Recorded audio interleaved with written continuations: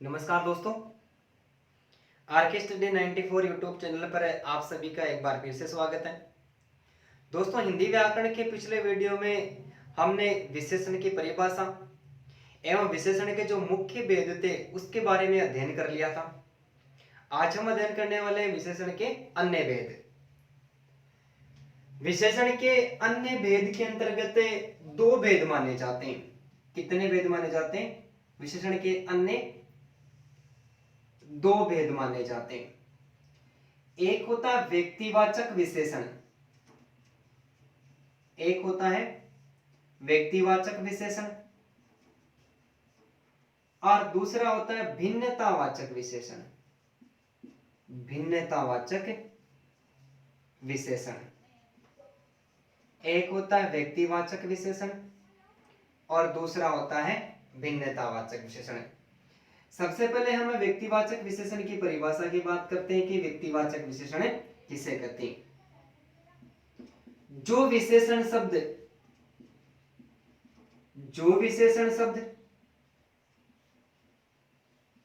किसी पदार्थ के स्थान विशेष की विशेषता एवं किसी वस्तु के मूल उत्पादन स्थान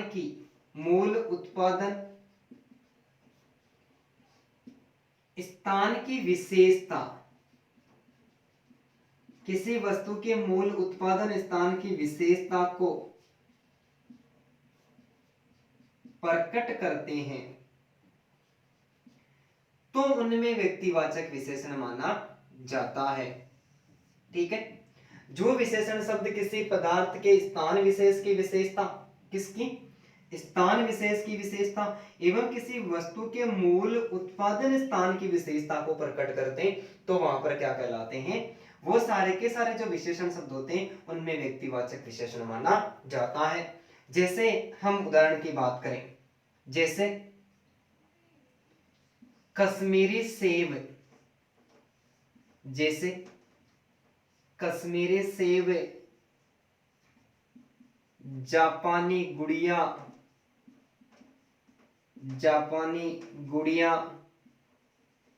चीनी मोबाइल यानी चीन के बनाए हुए मोबाइल। सारी स्थितियां वही बनाता है जिसकी स्थिति से जिस चीन के अनुसार पूरी की पूरी दुनिया आज कोरोना वायरस की चपेट में। चीनी मोबाइल। इसके अलावा जोधपुरी जूती,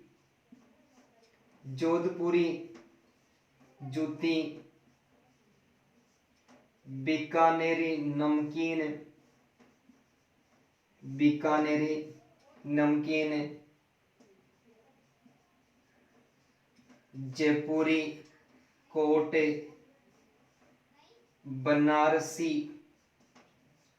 बनारसी साड़ी। ठीक है। परिभाषा की एक बार फिर से बात करते हैं कि जो विशेषण शब्द किसी स्थान विशेष की विशेषता एवं किसी वस्तु के मूल उत्पादन में, जैसे उषा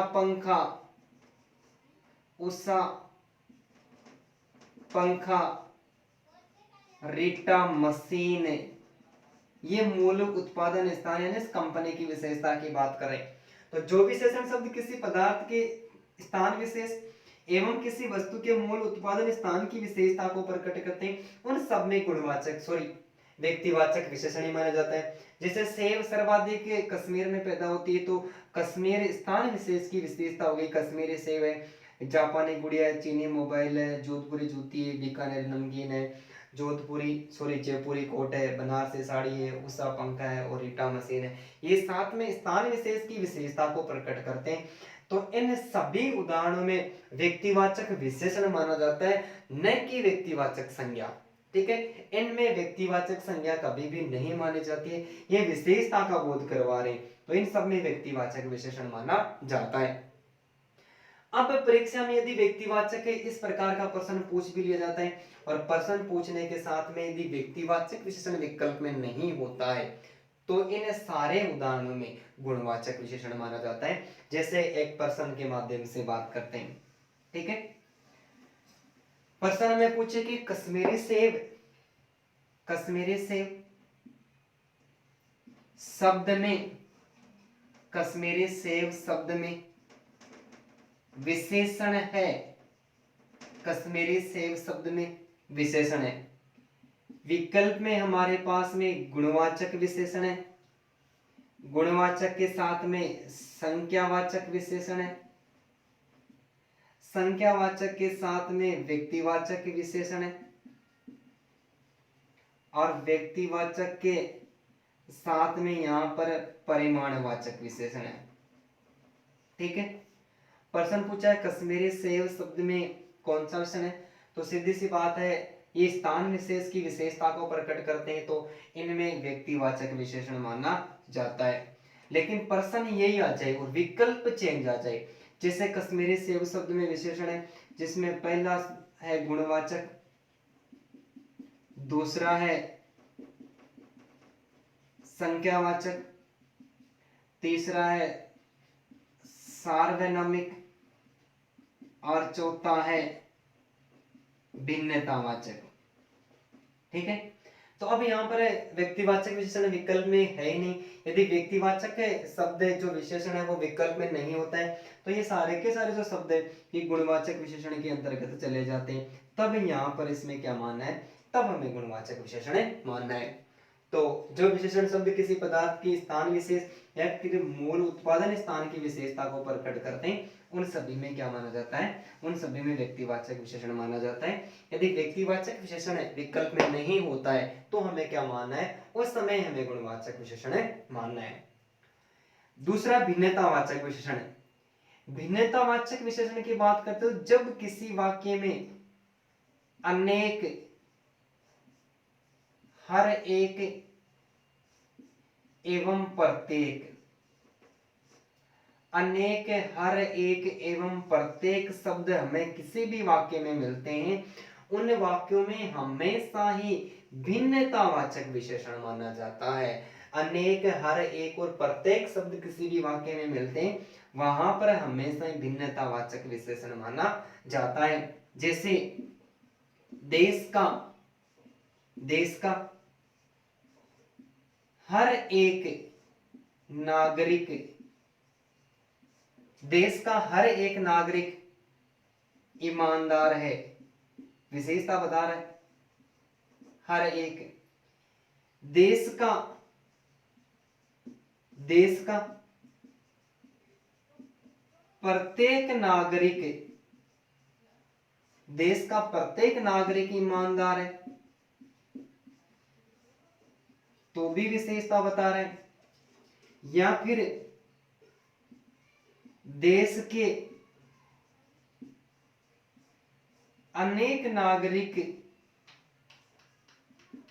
बेईमान है, देश के अनेक नागरिक बेईमान है, तो हर एक, प्रत्येक और अनेक इस प्रकार के जो शब्द किसी भी वाक्य में लिखे हुए आते हैं, वहां पर हमेशा ही भिन्नतावाचक विशेषण माना जाता है। कौन सा माना जाता है, भिन्नतावाचक विशेषण माना जाता है। लेकिन अब हमें प्रश्न पूछ लिया कि देश का हर एक नागरिक ईमानदार है, वाक्य में कौन सा विशेषण है, ठीक है, वाक्य में कौन सा विशेषण है।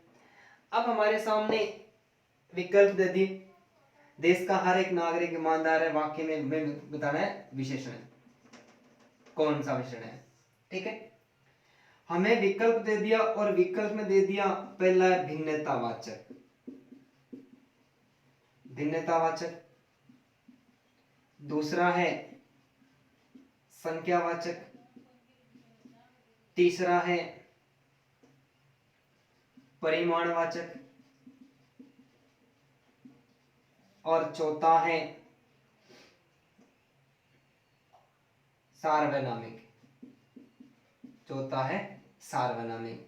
तो अब हमें पता है कि हर एक, प्रत्येक और अनेक तीन शब्दों में हमेशा कौन सा है, भिन्नतावाचक विशेषण माना जाता है। लेकिन प्रश्न हमारे पास में वही है कि देश का हर एक नागरिक ईमानदार है, वाक्य में कौन सा विशेषण है।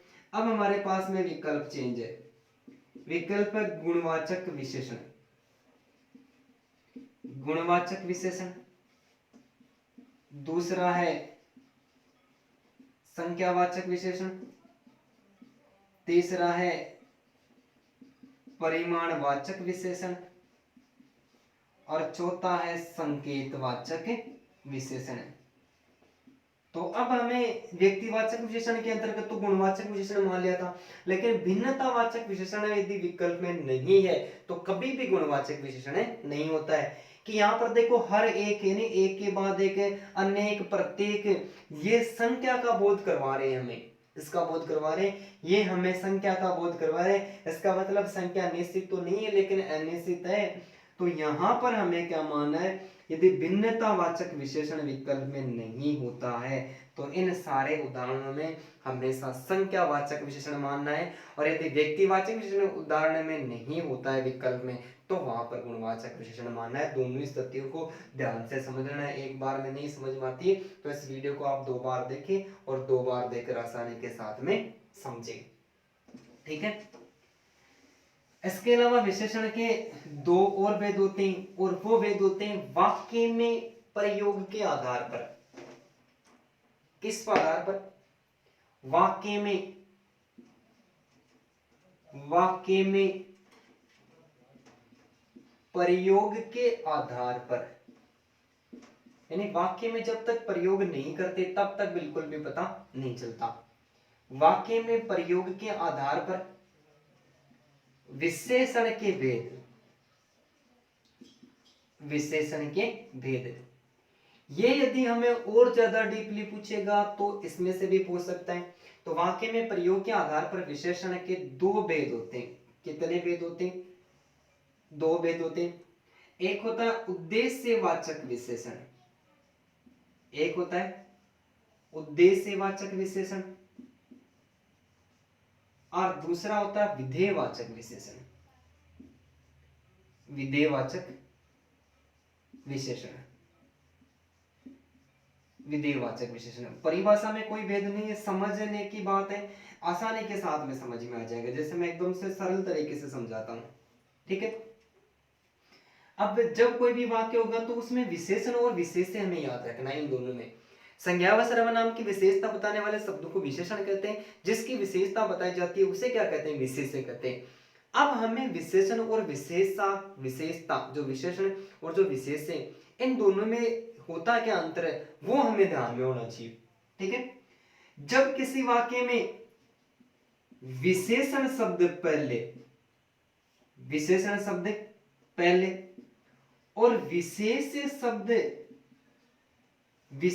शब्द बाद में लिखा हुआ हो तो वहां पर उद्देश्यवाचक विशेषण, ध्यान से सुनना है, समझना है केवल।